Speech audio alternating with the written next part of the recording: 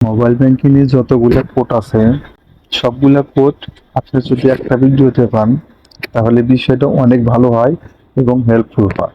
তাই আজকে আমি এই ভিডিওতে সকল ধরনের যে মোবাইল ব্যাংকিং এর যে কোডগুলো আছে এই কোডগুলা দিব আপনি এই ভিডিওতে।